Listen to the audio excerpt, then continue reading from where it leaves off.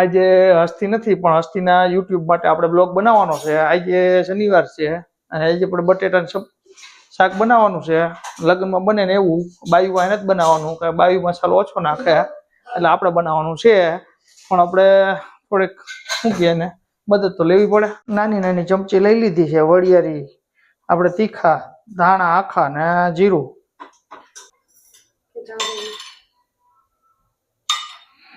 હવે આને ખાંડી લેવાનું છે. ચારે ચાર ને મસાલો બની જાય. ખાંડીને મસાલો તૈયાર થઈ ગયો છે. આ છે જો અમારો મસાલિયો. પણ બાયુની હિંગમાં ને જો આપણે જળની હિંગમાં ફરક હોય. આ છે સ્ટ્રોંગ હિંગ, પણ આપણે રાખીએ પેક, બાયુ રાખીએ ખુલ્લી એટલે એનો સ્વાદ ઉડી જાય. ઓલું ખાંડેલાના સ્વાદને બે ફરક હોય. આપણે ખાંડ્યું છે, માણસ ખમણતા હોય. અને આ છે કસૂરી મેથી, બધા શાકમાં નાખવાની એટલે મજા જ આવી જાય. તેલ આવી ગયું છે, હવે તેલમાં નાખવાનું છે આપણે બધું.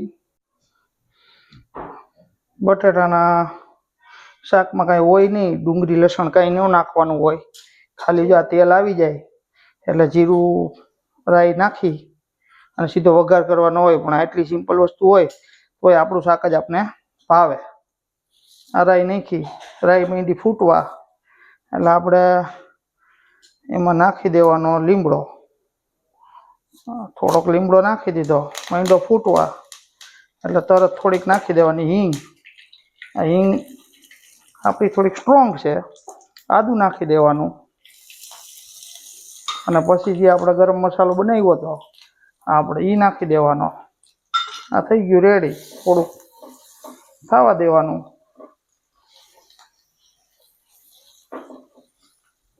ગેસને રાખવાનો ધીરો. થોડો ટમેટા નાખવાના છે આમાં. ખાલી ફરક ટેસ્ટનો ઈ જ પડે, મસાલો કેટલો પકવો ઈ જ. જો મસ્તીની સ્મેલ આવે. શેની સ્મેલ આવે? આપણે ખાંડીને નાખ્યું ને બધો મસાલો એને. કોઈ પણ શાકમાં તમે કસૂરી મેથી નાખો એટલે એનો ટેસ્ટ ડબલ થઈ જાય. તો ખરો ચાલુ? નહીં ચાલુ જ છે. ઉપર જો સેકન્ડ દેખાય. અરે તું જા ને ઘર ભેગી થાને તારું આવશે. એમાં એનું કહેવાનું એમ છે વિડીયો બંધ હતો. હમણાં હેમાંજીને હાથ દેખાડી તમને વિડીયોમાં. હો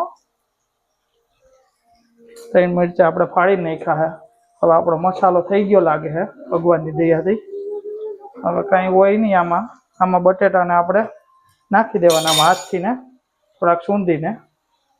ગરમ છે ભાઈ, ગરમ છે પણ હાલે. મિક્સ થઈ જાય પછી રસો કેટલો કરવો એ પ્રમાણે તમારે એમાં પાણી નાખી દેવાનું. ઢાંકીને પકાવવાનું. થઈ ગયું બટેટાનું શાક એક નંબર. આપણે જે લગ્નમાં ખાતા હોય ને એ ડુંગળી લસણ વગરનું. રસો કેટલો કરવો એ પ્રમાણે પાણી નાખી દેવાનું. રેડી.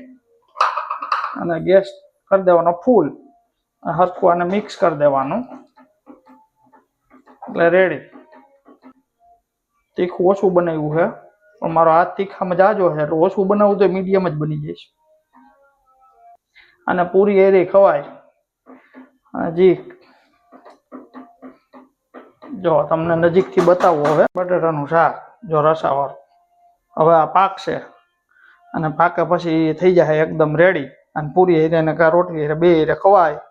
લસણ અને ડુંગળી વગરનું મજા જ પડી જાય. હો લગ્ન જેવું શાક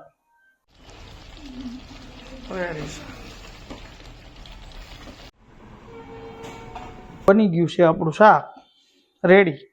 હવે બાપુજી ચાખીને કહે કેવું બન્યું છે. રોટલી હજી બને છે, માંગી બનાવે છે. બાપુજી ચાખીને કહે કેવું બન્યું છે. એક નંબર.